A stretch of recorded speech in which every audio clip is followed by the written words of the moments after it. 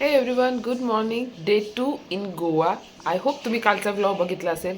धम्माल पैसा वसूल मज्जा केली आहे आम्ही सानिशनी सगळ्यांनी. खूप मजा आली, खूप छान वाटलं. थोडा पहिलेचा फर्स्ट हाफ हेक्टिक होता, पण सेकंड हाफ दिवस खूप छान होता. आय थिंक तो वर्थ इट झाला. सो आज सेकंड डे आहे. आम्ही काही ठिकाण ठरवले आहेत फिरण्याचे. तर बघू, जिथे जिथे जाऊ तिथे तुम्हाला न्यूज. पहिले आम्ही आता फ्रेश होतो आणि ब्रेकफास्ट करू, त्यानंतर हॉटेलमधून निघू. सो भेटू थोड्या वेळात. आलेला आहो आणि निघत आहे पोगासोबत. सानिशला गॉगल पण घेतलाय बरं. तो येतो एका मिनिटात, आपण बाहेर निघूयात का? हां, चल. सो आम्ही फायनली कॅब बुक केली आणि नॉर्थ गोवा फिरण्याचं ठरवलं होतं. त्यानुसार आम्ही निघालो होतो.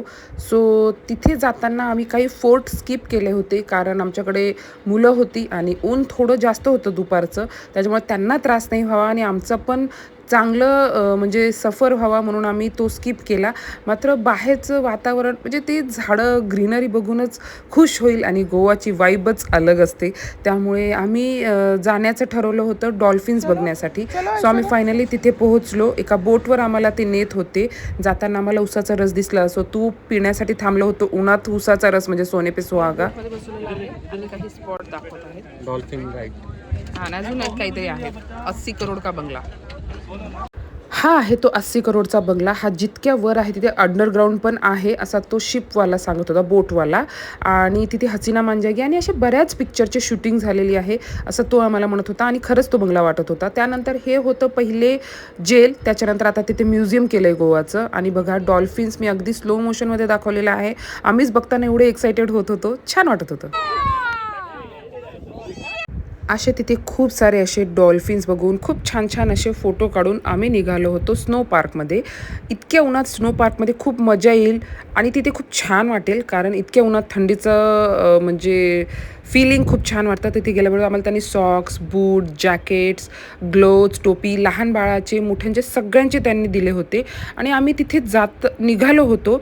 मी जॅकेट अजून घातलं नव्हतं सानिशला, पण आता इथून आम्ही गेल्यानंतर थंडी वाजत होती आणि त्याला आम्ही घातलं, पण तो इतका क्रँकी झाला म्हणजे फोटो पण काढत नव्हता, जात पण नव्हता. मग आम्ही असं विचार केला की आम्ही ते करणार नाही आणि आम्ही तिथून निघालो. आमचे फ्रेंड्स तिथे बघत होते. त्यानंतर आम्ही गेलो लंच करण्यासाठी. लंच खूप छान होतं. इतक्या उन्हात छान वाटलं तिथे लंच करायला एका हॉटेलमध्ये. त्यानंतर आम्ही निघालो अंजुना बीचला. तिथे बीचला खाली पण जाण्याचं होतं, पण आम्ही डिसिजन घेतला की वरूनच छान वाटत आहे तर इथूनच आपण बघायचं. तिथे खूप सारे छान छान असे फोटोज काढले. जगदीश म्हणत होते आमचे केस उडत आहे, तर आमचा एक व्हिडिओ काढ, बघा काय काय असतं. आणि त्यानंतर मी तिथे बोलत होती, पण हवेमुळे कदाचित आवाज क्लिअर नाही येतो आहे. सो तिथे आम्ही फोटोज काढले खूप छान आणि थोडा वेळ तिथे असंच मजा मस्ती केली. रील्स, व्हिडिओज खूप सारे घेतले आणि त्यानंतर पुढे निघालो होतो. फोटोज मात्र तिथे खूप छान निघाले होते सगळ्यांचे. त्यानंतर आम्ही विचार केला होता की आता बागा बीचला जायचं, कारण संध्याकाळी बागा बीचचा माहोल काही असा असतो, एकदमच वाईबच चेंज असते तिथलची गोव्याची.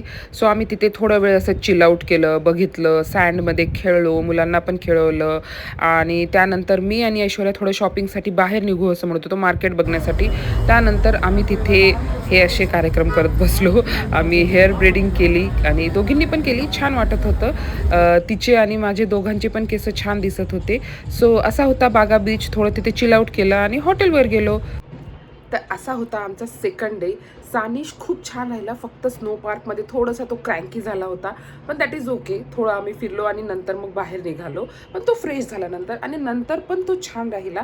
नेक्स्ट ब्लॉग तुम्ही अजून बघाच, थर्ड डे अजून येईल. आजच आम्हाला कळालं होतं नेमकं की आमची जाण्याची पण फ्लाईट कॅन्सल झाली. म्हणजे आम्ही येण्या जाण्याची दोन्हीची पण फ्लाईट केली होती.